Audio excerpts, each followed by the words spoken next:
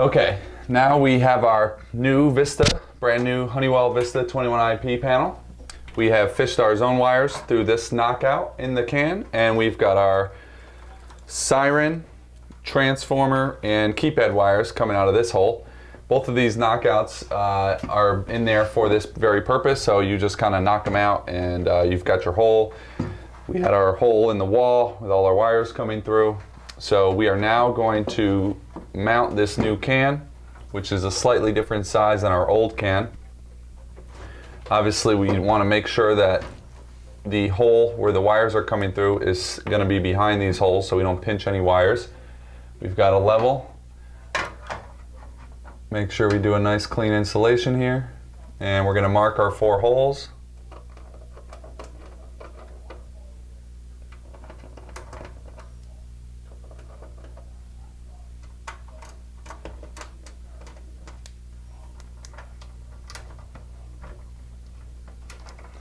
All right, got our holes marked.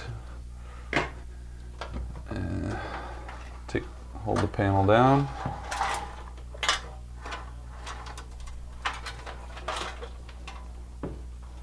We're gonna have to just feed the wires back through the hole while we drill.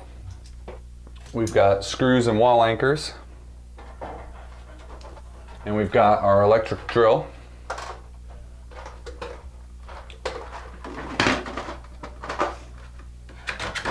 So first, drill our 4 holes.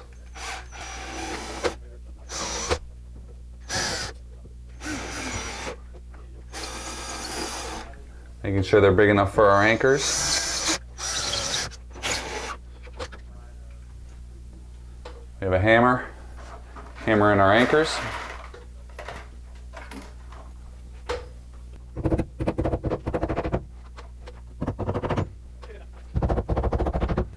Our last one. And we are now ready to mount the panel.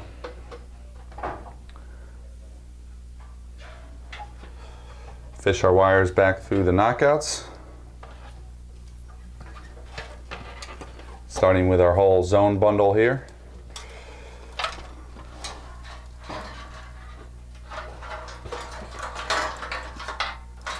Feed the wires through the hole.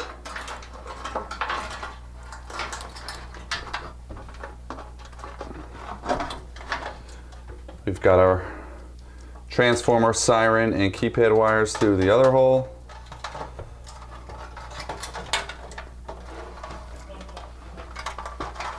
Pull them through and line up with our holes.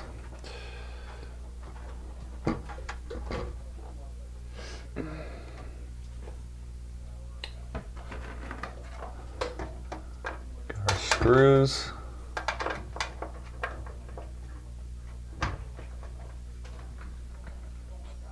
Going to replace our drill bit with a Phillips head screw bit and get this in nice and easy. It's on the side. Oh. Good thing we have plenty of screws.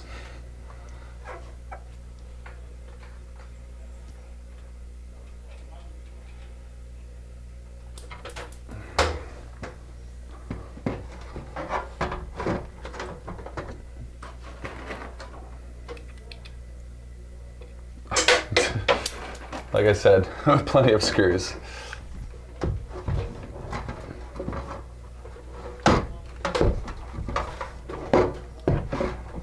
Awkward to do up on a ladder here, but getting there.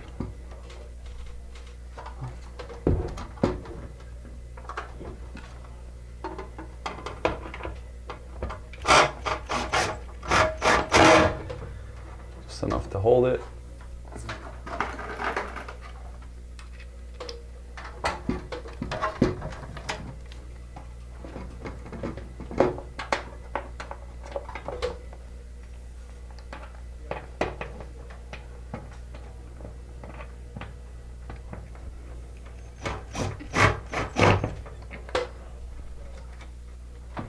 Okay, we've got our 2 up top.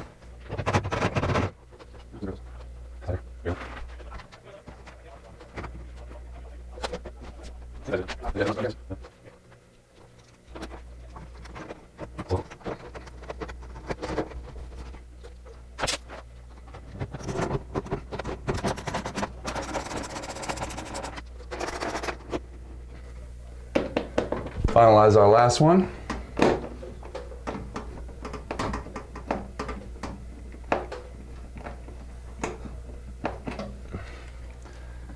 Now our can, nice and secure to the wall.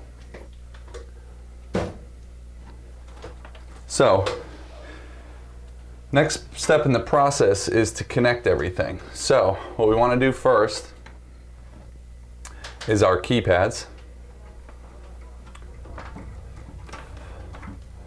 We've got our keypads twisted together here, and as we said before, the Destiny keypads actually have 6 wires, unlike the Honeywell keypads that use just 4. So there are 2 for a speaker, and then 4 for the data and the power to the keypads. So we've got our 6 pairs here, and we're going to want to see where these are terminated at the keypad to make sure we land them in the right spot on the board. Once we twist all our pairs, then we can land them to the ECP terminals 4 through 7 on the VISTA 21IP board. You can see on the 21IP we've got all our terminal screws along the bottom. They are all labeled. First 2 are AC. We've got bell for the siren, along with ground, auxiliary, green and yellow for the data for the ECP, which is these 4 through 7, and then it goes through the zone connections. We have 14 zones from our old Destiny panel. Our 21IP is an 8-zone panel, but what we're going to do is use some zone doubling to make use of the existing 8 and turn them into a total of 15 possible zones, so that we do not have to use any zone expansion boards or anything like that.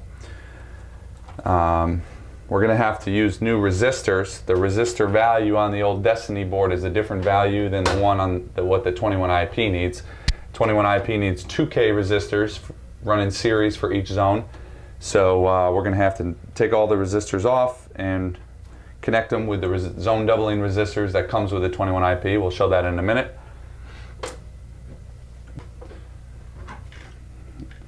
So we've got our brand new Honeywell transformer. We've got our black and our red AC transformer leads.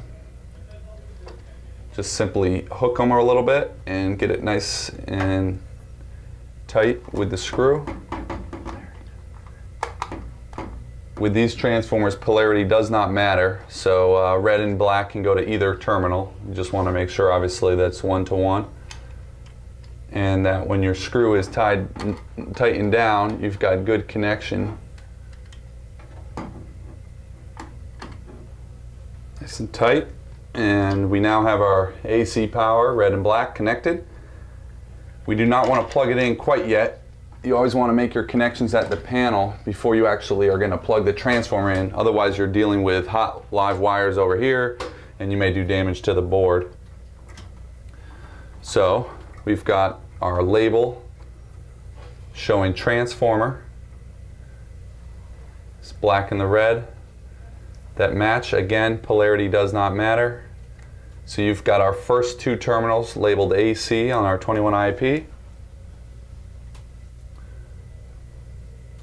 Again, we got stranded wire here, so we just want to twist these down so it's a nice clean connection into the screw terminals. Because the transformer is not plugged in, these wires are not live. Good to go. You unscrew the terminal. Gives you a little bit of room underneath the metal bracket and the back of the terminal, and then you just screw it down for a nice tight connection. We got our black negative connected and now our positive.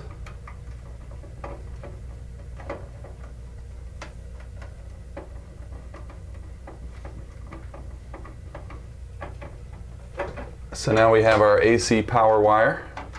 Good to go.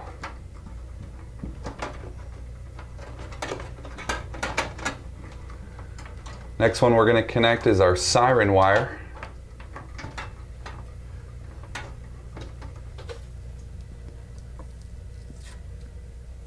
For our siren, we also have black and red. This time polarity does matter though. Twist our ends. And so we've got terminal screw 3 is bell, 4 is ground. Ground is our negative power terminal, and this bell is our positive siren output. When the alarm kicks on or goes into alarm mode, it gives voltage to this terminal, which drives the power out to the sirens so that they can make the noise. Hopefully scare away the intruder. Let everyone know that there's been a break-in.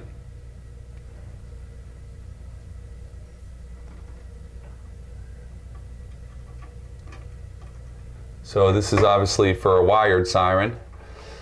He's got an existing wired siren, one upstairs, and then with the old Destiny, because the keypads were a siren themselves, that was the only siren he really had, was the one upstairs. His other 2 keypads were acting as sirens at the front door and the garage door, the other 2 points of entry to the house. So you had annunciation upstairs in the master bedroom, and then you had your front door garage door. So we're really just right now connecting in the siren that's upstairs.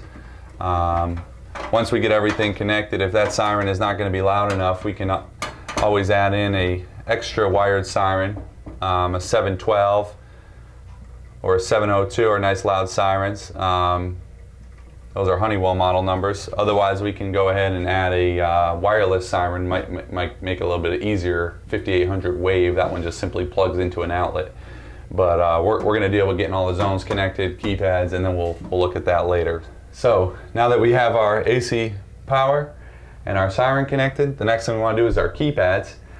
Because the Apex keypads, the Destiny keypads have 6 connectors, we want to go take a look at our keypads and see, identify which wires these are so we know which to land to for power and data on the 21IP. So we'll take a short break here, we'll go over and take a look at the keypads, and we'll be right back. We've got our wires. We have written down which wire is going to what at the panel. So I know that my blue wire connected to my red here is coming from the negative ECP terminal, or the ground of the keypad bus on the panel. I know that my green, which is connected to purple, is to my ECP positive terminal, or my aux power. So this is plus and minus for power to the keypad. And on the keypad itself, you've got this strip of 4 screw terminals. You've got negative and plus in the middle, and you've got your data, you've got your green and your yellow on the outside. So again, we got blue going to ground, green going to aux power. We've got our green and white, which is to purple, coming from our green. So that's going to go to our G. They conveniently labeled the datas as green and yellow. And then finally, I've got my yellow wire. I did my best to keep it easy. So yellow connected to white is going to go to yellow.